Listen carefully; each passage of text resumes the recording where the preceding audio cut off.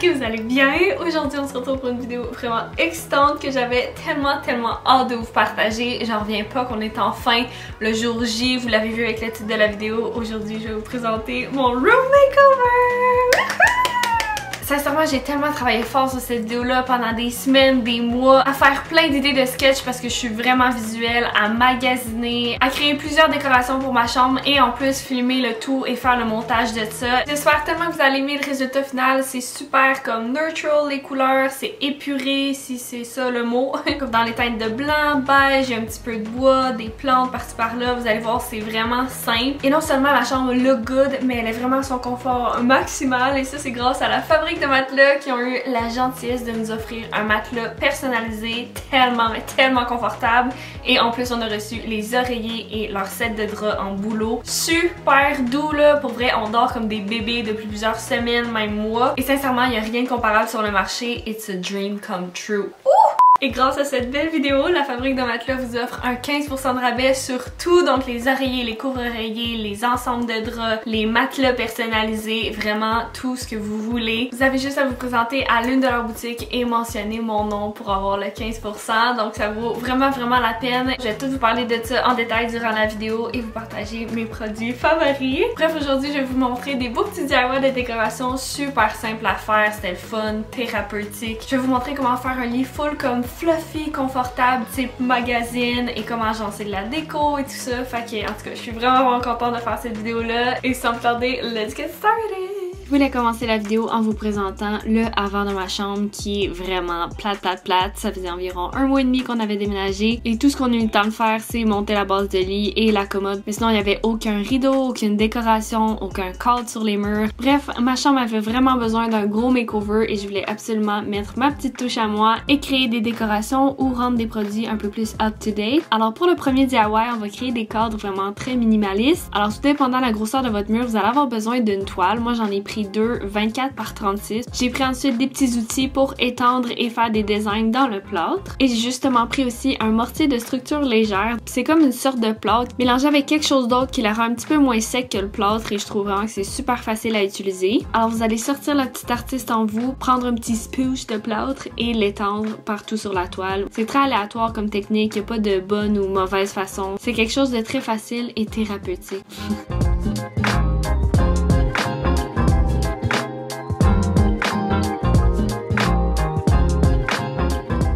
Vous pourriez laisser la toile comme ça, mais moi j'avais envie d'ajouter plus de texture. Donc j'ai pris ce petit outil là avec des petites dents et j'étais allée faire des designs un peu plus personnalisés dans la toile.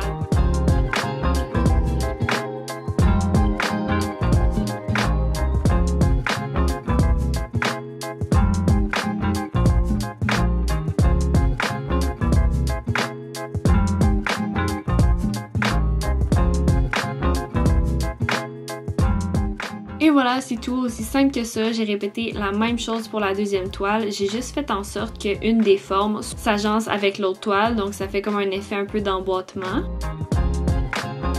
Et j'ai laissé les toiles sécher toute la nuit et le lendemain matin, j'ai pris des petites moulures de finition que vous pouvez trouver dans n'importe quelle quincaillerie. J'ai acheté aussi un petit kit avec une scie et le genre de petits trucs jaunes là, pour découper et faire des angles. Je sais pas comment ça s'appelle. Et j'ai décidé de faire mon cadre moi-même puis vous allez voir, c'est super simple, il n'y a aucun angle. Alors pour prendre les mesures, j'ai tout simplement pris la moulure et j'allais à côté à l'extrémité du cadre et à l'autre extrémité où est-ce que la moulure dépassait, j'ai fait une ligne et voilà, ça donne votre mesure pour le cadre. Donc ma technique est peut-être pas super précise, mais pour moi, c'était parfait.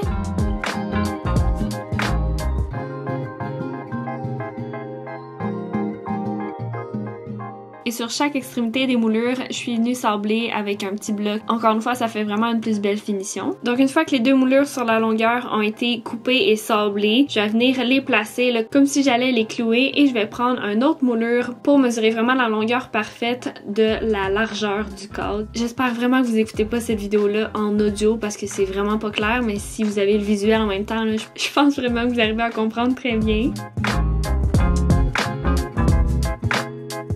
Et Une fois que tout a l'air aligné, vous allez pouvoir prendre les moulures. Et juste avant de faire la prochaine étape, clean up time! C'est tellement satisfaisant. Donc j'ai amené les petites moulures dehors et là le prochain step c'est de les teindre parce que je voulais vraiment que ça donne un effet plus fini et moins raw mais que ça reste naturel. Donc c'est pour ça que j'ai pris une teinture pour bois de la couleur naturelle et je l'ai appliquée avec une petite éponge et ça allait super bien. Faites attention si vous voulez pas tacher vos mains, je vous suggère de mettre des gants comme moi. Vous pourriez ajouter aussi un vernis pour qu'il fasse un petit peu plus lustré, mais moi j'aimais vraiment le coma très naturel. Là. Je voulais juste ajouter une petite teinte de plus. Fait que j'ai laissé sécher les moulures toute la nuit et là encore une fois vous auriez pu faire ça comme une independent woman, mais moi j'avais envie de voir mon chum à l'œuvre. C'est un beau petit projet à faire à deux. Donc j'ai tout simplement cloué les moulures au frame directement qui avait déjà un contour en bois. Et voilà, c'est tout. Je vais vous montrer le résultat final dans le big reveal à la fin du makeover. Pour le prochain DIY, j'ai acheté des vases au Village des Valeurs, c'était seulement 3$ et j'ai pris du spray paint semi-lustré beige ivoire et je l'ai sprayé sur mes petits vases. J'ai fait environ 2 couches la première journée avec un intervalle de 2 heures et le lendemain j'ai fait la dernière couche. Mais je me suis pris mieux pour le setup, je l'ai mis sur un carton au lieu du plastique avec le vent, là, il allait coller sur le vase. Donc faites pas la même erreur que moi, mais ça a quand même bien viré, je vous dis. Le prochain DIY va être fait avec de la pâte Fimo. Vous allez voir, c'est tellement simple. Vous allez avoir besoin de pâte Fimo beige, blanche et brune, un rouleau à pâte et du papier parchemin. La première étape qu'on va faire, c'est réchauffer la pâte Fimo beige et blanche dans nos mains pour que ça soit plus facile à manœuvrer. Puis vous allez comme les twister ensemble et c'est ça qui va faire un effet marble. Donc ensuite, vous allez pouvoir prendre votre rouleau à pâte et vraiment venir rouler la pâte, la replier sur elle-même, la rerouler, la replier encore, la rerouler. Et je trouvais qu'il manquait une troisième couleur pour ajouter plus de contraste. Donc j'ai ajouté un petit peu de pâte Fimo brune un peu partout. Et encore une fois, je l'ai roulé, j'ai replié sur lui-même, je l'ai reroulé. Puis à un moment donné, ça va donner le marble. Puis j'étais tellement surprise de voir que ça finit par être ça. Parce que chaque fois, j'étais genre, ça va être juste un gros mess. Mais finalement, ça donne vraiment quelque chose de beau. Bref, ensuite, j'ai pris ma petite crêpe, je l'ai mis sur un bol et j'ai coupé avec un X-Acto pour vraiment avoir une belle finition parfaite. J'ai pris ma petite galette de pâte Fimo, je l'ai mis sur le papier parchemin sur une plaque et j'ai passé mon doigt tout autour juste pour relever les bords un petit peu pour que ça fasse plus un effet bol un peu. Et je l'ai mis à 230 Fahrenheit au four pendant 30 minutes. Et pendant que ça cuit, je savais pas trop quoi faire avec le reste de ma pâte Fimo. C'est mon genre de vraiment l'oublier et de jamais la réutiliser. Alors j'ai juste décidé de prendre ma pâte Fimo, toute la mettre ensemble et refaire l'effet de marble avec les mêmes étapes que je viens de vous montrer. Mais là, je vais faire un beau gros cylindre. Ensuite, je vais venir le couper en 2 avec mon X-Acto, en 4 et en 6 après. Et je vais faire des petites boulettes. Sincèrement, je savais vraiment pas où est-ce que je m'en allais avec ça. Mais je trouvais que ça ressemblait à des petites perles de bois. Donc ça m'a fait penser à une décoration super trendy qui est juste comme une décoration de perles de bois. Puis je trouve vraiment que c'est cute. Fait que je me suis dit, ben pourquoi pas faire ça avec mes petites boulettes de pâte Fimo. Alors bien entendu, il faut que je passe une corde au travers. Donc il fallait que je fasse un trou dans mes petites boulettes et j'ai tout simplement pris un clou et j'ai percé dedans et j'ai répété le processus.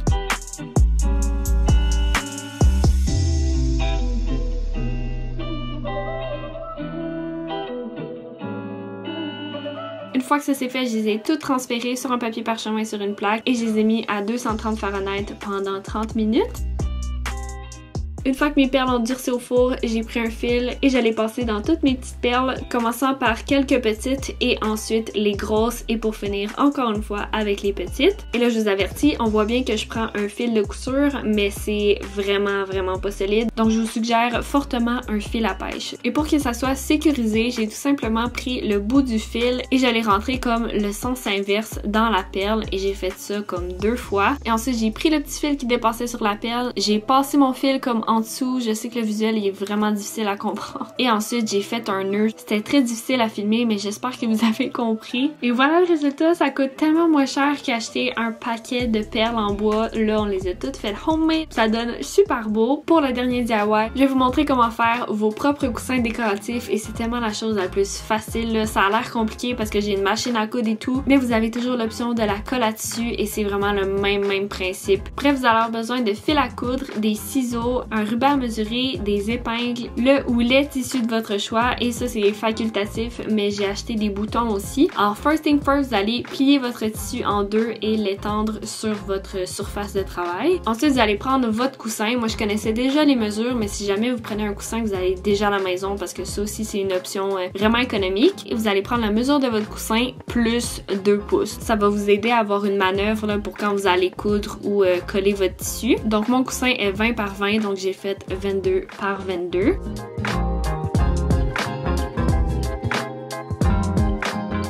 Maintenant que votre coussin est coupé, vous allez prendre un morceau de votre taille de tissu et vous allez couper une mesure d'environ 22 par 14 et vous allez mettre cette retaille-là sur le tissu qu'on vient de couper. Vous réservez ça de côté et vous allez faire les mêmes mesures que sur le bout de tissu 22 par 22. Mais cette fois-ci, vous allez couper seulement un côté, pas les deux, faites attention, sinon vous venez de couper le devant de votre tissu.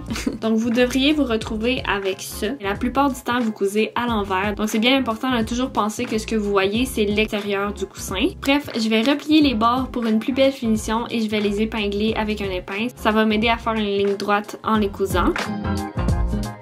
Et on commence à coudre! Et non, je vais pas vous donner un cours de comment on utilise une machine à coudre. Vous irez voir une vidéo explicative sur YouTube. Je suis sûre que ça va être 1000 fois plus clair que si moi je commence à vous l'expliquer.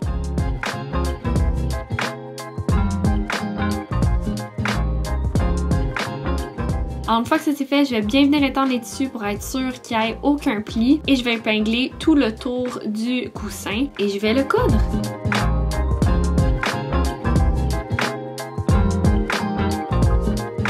Et juste un petit truc là, quand vous arrivez à l'extrémité du coussin, pour pas perdre votre belle ligne, vous pouvez tout simplement lever le pied sans bouger l'aiguille, genre laissez-la rentrer dans votre tissu et ça va faire vraiment une super belle finition.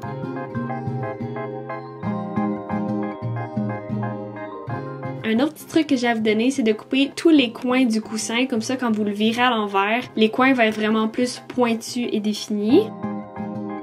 Et voilà, ça devrait vous donner quelque chose comme ça. C'est vraiment un coussin comme une enveloppe. C'est super simple à laver, vous n'avez pas besoin de coudre un zip. Vraiment là, c'est ma technique préférée pour faire des coussins. Bref, je trouvais tellement que mon coussin était bien fait que j'ai décidé que le derrière du coussin allait devenir mon devant. Donc j'ai tout simplement ajouté un bouton. Vous allez avoir besoin de fil et une aiguille. Et vous le rentrez tout simplement dans le trou du bouton, dans le tissu. Et vous re-rentrez l'aiguille dans le bouton, dans le tissu, dans le bouton, dans le tissu. Vous variez comme ça jusqu'à temps que vous soyez tanné parce qu'on veut vraiment que le bouton soit bien solide pour finir par faire un petit nœud.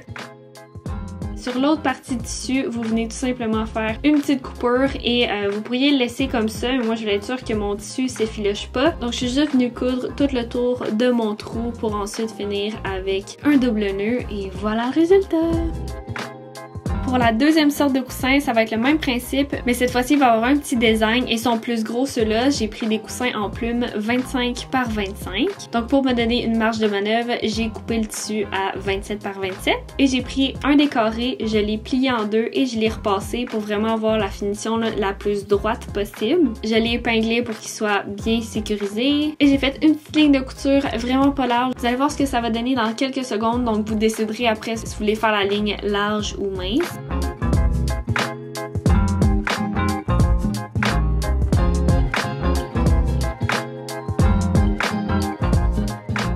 Et voilà, c'est mon petit design que je voulais faire, une petite couture au milieu du coussin. Je trouve que ça fait vraiment plus beau. 25 par 25, c'est quand même gros comme coussin. Donc je trouvais que ça allait faire vraiment trop plain, donc j'ai ajouté une petite ligne au centre. Et voilà, vous allez répéter le même principe que l'autre coussin.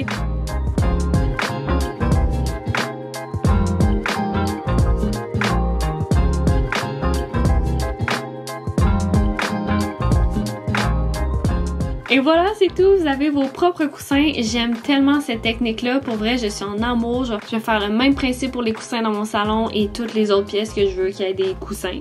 Oh, et non seulement j'ai fait les coussins décoratifs pour le lit de ma chambre, mais je voulais aussi changer les coussins d'une vieille chaise suspendue. Donc ça, c'est un coussin parmi les autres coussins de la chaise. Et dans le fond, celui-là, au lieu de faire l'effet enveloppe, j'ai juste mesuré mon coussin et j'ai tout cousu les parois ensemble, sauf l'extrémité pour pouvoir rentrer le coussin à l'intérieur. Et celui-là, je vais carrément faire une couture au bout, donc il va être pris là à vie, mais ça me dérangeait pas. Bref, après une bonne nuit de sommeil, on a enfin pris une journée complète pour construire les meubles. Donc on a construit une base de lit avec des tiroirs, une commode avec 6 tiroirs et 2 tables de chevet en bois.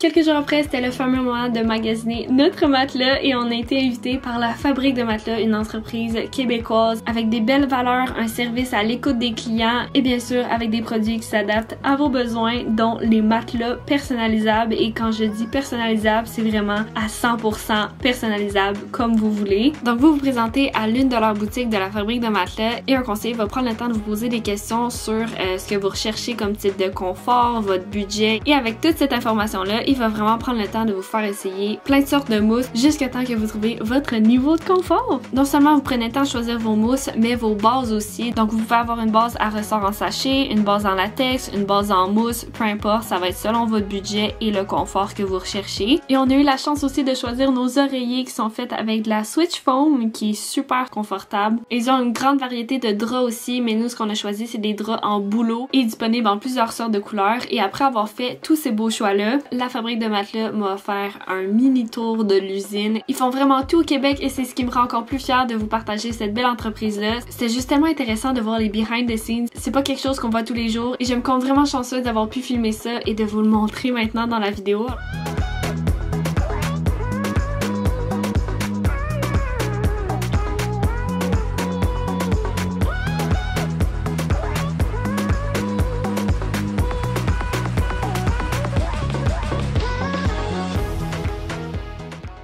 Alors enfin, on est le jour de la réception du matelas. On était tellement excités. Après avoir vu tout le processus de fabrication, voir le résultat final, c'était vraiment fou. Alors la première étape quand vous recevez le matelas, c'est de mettre la housse. Nous, on a choisi la housse avec la protection contre les punaises de lit et les acariens et mon chum est sauvagement allergique à ça. Donc c'est sûr et certain qu'on allait aller avec ce choix-là. Et la housse va pas juste sur le dessus du matelas, elle enveloppe vraiment le matelas au complet. Donc on va la mettre un peu comme un pantalon, comme vous voyez à l'image. Et ensuite, on va zipper la housse. Vous allez voir, il y a comme un petit locker pour le bout du zip et dans le fond ça rend le tout vraiment hermétique, même que l'air reste coincé dedans. Et là, qu'est-ce qu'on a fait de mal?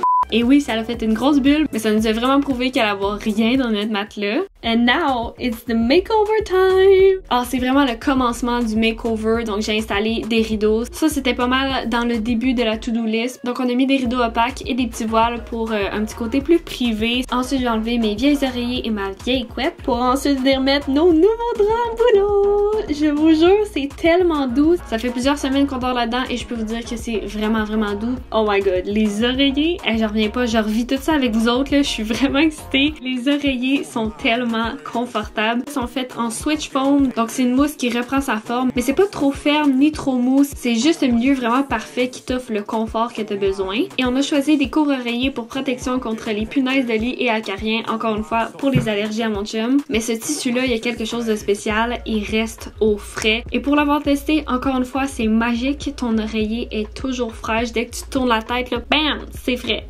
Donc je mets mes nouvelles oreillers dans mes belles têtes d'oreiller en boulot et je commence à faire le lit. Et vous allez voir, c'est tout qu'un processus, mais c'est tellement worth it. Pour l'effet fluffy, hôtel, magazine, là, alors vous allez pouvoir prendre une couette, je vous suggère une en plume pour vraiment l'effet très fluffy, là. Et j'ai acheté une super belle housse de couette effet linge et je vais vous partager un petit truc qui a vraiment changé ma vie. Dans le fond, vous allez prendre votre housse de couette, vous allez la flipper à l'envers et vous allez prendre des pinces à couette et dans le fond, vous allez clipper ensemble la couette et la housse de couette à chaque extrémité. Et pour encore plus de support, j'en mets comme au milieu aussi et vous allez la remettre à l'endroit et ça va empêcher que votre couette bouge dans votre housse de couette. C'est-tu pas un dream come true? Genre, je viens de régler une partie de vos problèmes, là. Ça me fait plaisir.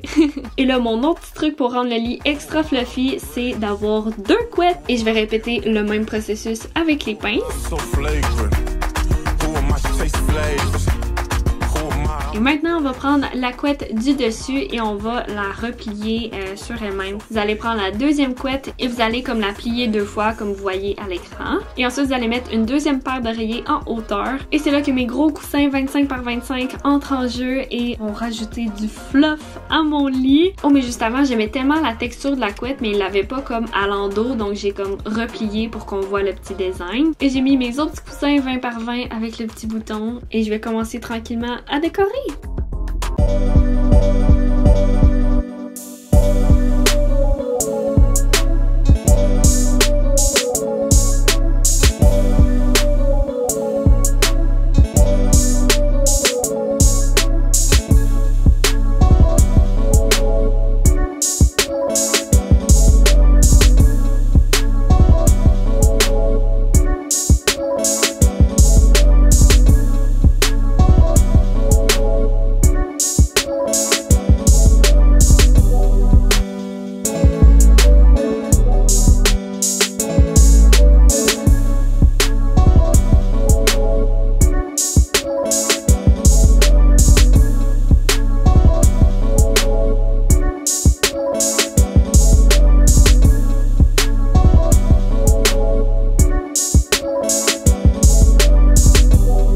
chose que j'ai ajouté aussi, je trouvais que 2 coussins 25 par 25 c'était pas assez, je trouvais que ça faisait vide un peu, donc j'ai fait 3 coussins 25 par 25, puis là ça faisait vraiment extra fluffy. We did it!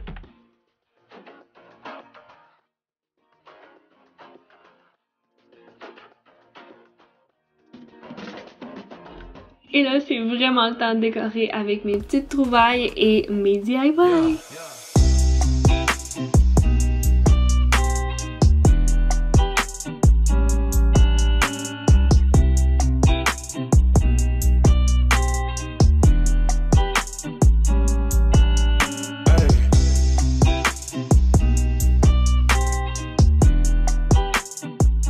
Les pampas là, ils font tellement de cochonneries. Donc je les ai secoués pour les rendre un peu plus fluffy. J'ai passé l'aspirateur. Et ça c'est un petit truc que j'avais vu sur Pinterest. Mais vous prenez du fixatif pour les cheveux et vous le sprayez dans tous vos petits pampas. Comme ça va tout écoller et ça va empêcher de refaire plein de petites patentes là. Et ça marche pour vrai.